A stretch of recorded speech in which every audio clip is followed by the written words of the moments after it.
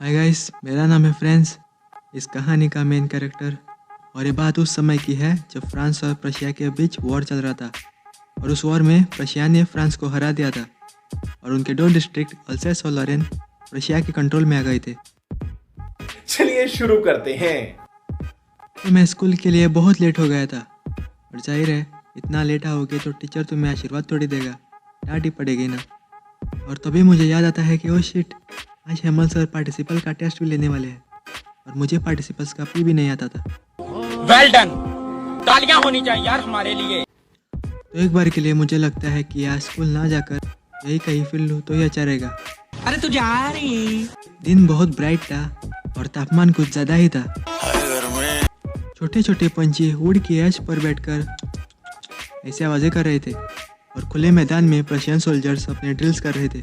अच्छा, ये सब मुझे पार्टिसिपल्स के टेस्ट से ज़्यादा अट्रैक्ट कर रहा था। कंट्रोल।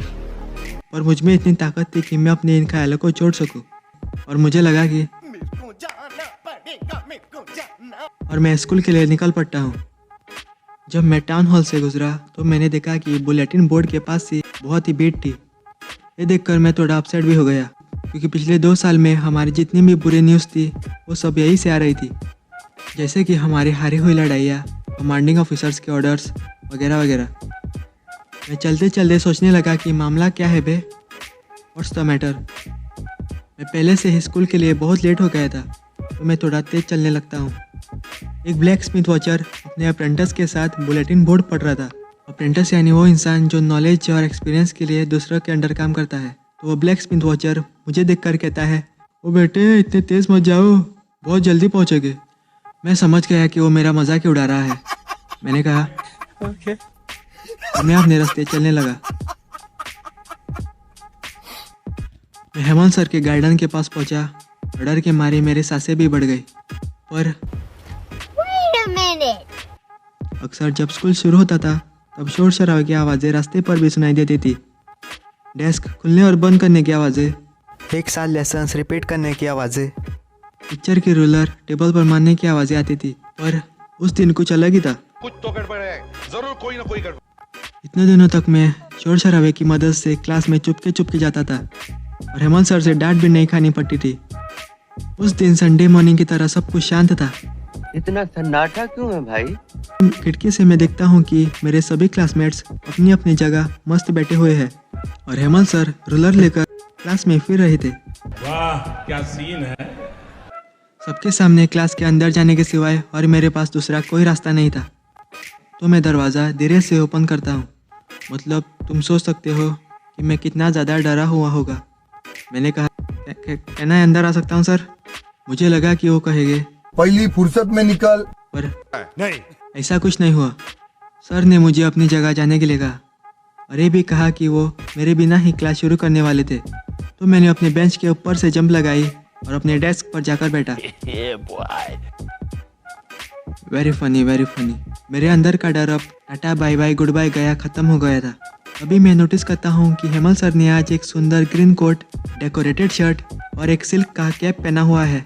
तो बेसिकली ऐसे कपड़े वो इंस्पेक्शन डे या प्राइज डिस्ट्रीब्यूशन डे पर ही पहनते थे। पूरा स्कूल एकदम स्ट्रेंज सा लग रहा था मुझे। और हमारे क्लास के बैक बेंच जो कि इतने खाली रहते थे पहले कि उन पर से आपको एक चिट्ठी भी बैठी हुई नहीं मिलेगी, उन्हीं बैक बेंच पर आज कुछ गांव वाले चुपचाप बैठे हुए थे। ओल्ड हॉसर अपना 3 कॉर्नर हैट पहनकर, farmer mayor, farmer post master और भी कुछ गांव वाले पीछे बैठे हुए थे। सभी उदास लग रहे थे। ओल्ड हॉसर अपने पास एक ओल्ड प्राइमर यानी कि एक प्राइमर की बुक अपने घुटनों में रखकर बैठा हुआ था। किताब के कॉर्नर्स बिल्कुल मुड़ चुके थे और उन्होंने अपना चश्मा किताब के पन्नों पर रखा हुआ था। मैं सोचने लगा कि ये सभी लोग यहाँ क्या करने आए हैं। हेमल सर अपनी चेयर पर बैठते हैं और उसी जेंटल टोन में कहते हैं, मेरे बच्चों आज ये मेरा लास्ट लेसन है। बर्लिन से ऑर्डर आया है कि अल्सेस और लॉरेन के स्कूल्स में सिर्फ जर्मन ही पढ़ाई जाएगी। कल तुम्हारे लिए एक नया टीचर आ जाएगा, सो प्लीज़ आज मेरी क्लास में पूरा अटेंटिव रहना। सर के ये शब्द सुनकर मैं बहुत ज़्यादा इमोशनल हो गया। तो मैं पूरा श्योर हो गया कि बुलेटिन बोर्ड पर यही न्यूज़ छपी हुई थी। मुझे अफसोस होने लगा कि मुझे फ्रेंच ठीक से लिखना भी नहीं आता और आगे सीखने को भी नहीं मिलेगी। मैं फ्रेंच लिखना सीखना टालता था यह कहकर कि मुझे चिड़िया का अंडा ढूंढने जाना है या सार नदी किनारे घूमने जाना है। और मेरे वो बुक्स जो पहले मुझे बेकार और भारी लगते थे, हिस्ट्री और ग्रामर के, अब उन पर मुझे प्यार आ रहा था। अच्छा, ये बुक्स मुझे मेरे ओल्ड फ्रेंड्स जैसे लग रहे थे जिन्हें मैं छोड़ना नहीं चाहता। मैं हेमल सर को भी छोड़ना नहीं चाहता था, उन पर भी बड़ा प्यार आ रहा था। वो अब हमसे बहुत दूर जा रहे हैं, मैं फिर उनसे नहीं मिल पाऊंगा। इसी ख्याल ने मुझे बुला दिया कि वो कितने स्ट्रिक्ट थे और उनके रूलर के बारे में भी भूल गया। तो मुझे समझ में आया कि सर ने क्यों ऐसे संडे क्लोथ पहने हुए थे और क्यों गांव के बड़े लोग पीछे चुपचाप बैठे हुए थे। वो सभी सॉरी फील कर रहे थे क्योंकि वो कभी स्कूल नहीं गए और ये उनका एक तरीका था हेमल सर को थैंक यू करने का, उनकी 40 साल के सर्विस के लिए और उनका देश के प्रति रिस्पेक्ट दिखाने के लिए। वही देश जो अब उनका था नहीं। जब मैं यही सब सोच रहा था तभी हेमल सर ने मेरा नाम लिया। अब मेरी बारी थी पार्टिसिपल सुनाने की। मैंने कोशिश करी पर मैं पहले वर्ड पर ही मिक्स्ड अप हो गया और खड़े खड़े डर के मारे मेरा दिल धक धक करने लगा। मुझ में हिम्मत नहीं थी सर को देखने की। हेमल सर मुझसे कहने लगे कि लिटिल फ्रेंड्स, मैं तुम्हें नहीं डांटूंगा, तुम खुद ही इसके लिए बुरा फील कर रहे होगे। अब ये देख लो तुम ही, हम हर बार अपने आप से कहते हैं कि हमारे पास बहुत टाइम है, तो मैं कल कर लूँगा, और ऐसा करते करते देख लो हम कहाँ पे आ गए हैं। यही अल्सेस के लोगों की प्रॉब्लम है, चीज़ों को कल करते हैं कह के टालने की।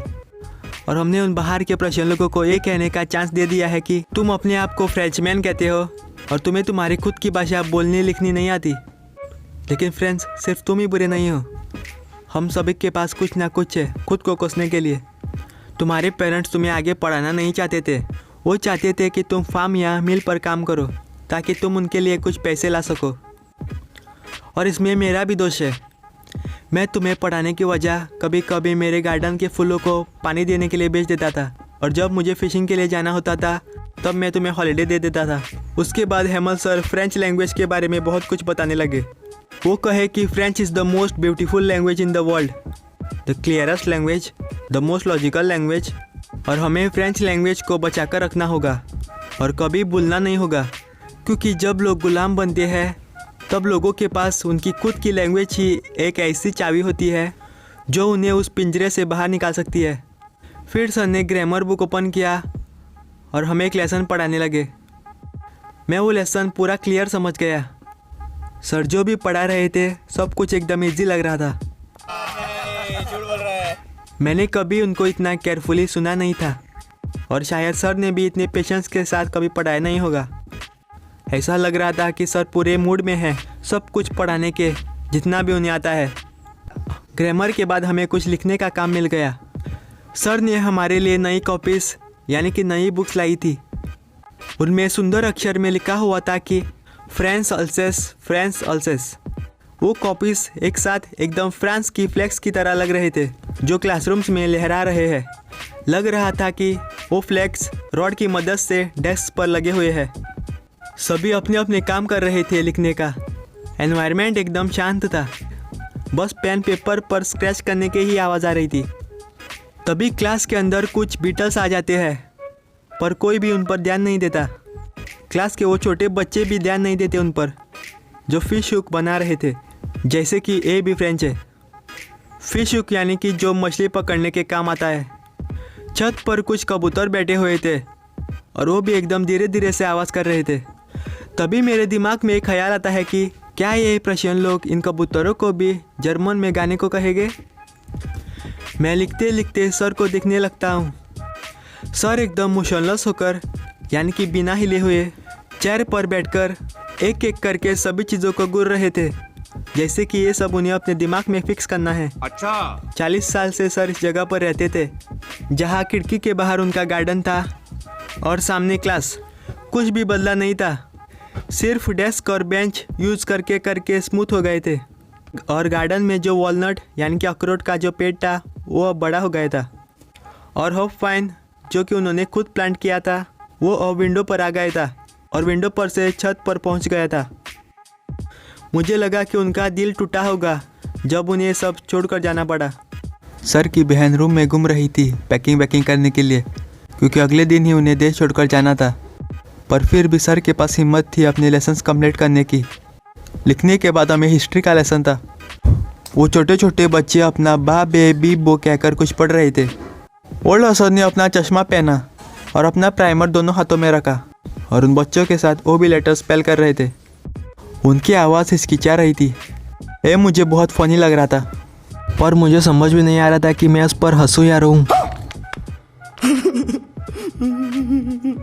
फ्रेंच का लास्ट लेसन मुझे क्लियरली समझ में आ गया था।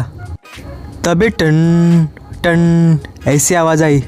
अरे अंडरटेकर वाली नहीं, चर्च की बेल की आवाज़ थी। वो 12 बज गए थे। हमने अपना प्रेयर किया। विंडो से ट्रम्पेट की आवाज़ें सुनाई दे रही थी। प्रशियन सोल्जर्स अपने ड्रिल्स ख़त्म करके जा रहे थे। हेमल सर अपनी चेयर पर से खड़े हो गए। मुझे वो कुछ ज़्यादा ही लंबे दिख रहे थे। सर कहे, माय फ्रेंड्स हाय। वो कुछ कहना चाहते थे पर कह नहीं पाए। फिर वो ब्लैक बोर्ड की तरफ टर्न हो गए और चौक लेकर बड़े शब्द में लिखे विवे ला फ्रांस, यानी कि लॉन्ग लिव फ्रांस। उन्होंने अपना सर बोर्ड की तरफ झुकाया और हाथ से हमें जाने के लिए गेस्चर किया और बोले, school is dismissed, you may go. खत्म, bye bye, tata, good bye, गया।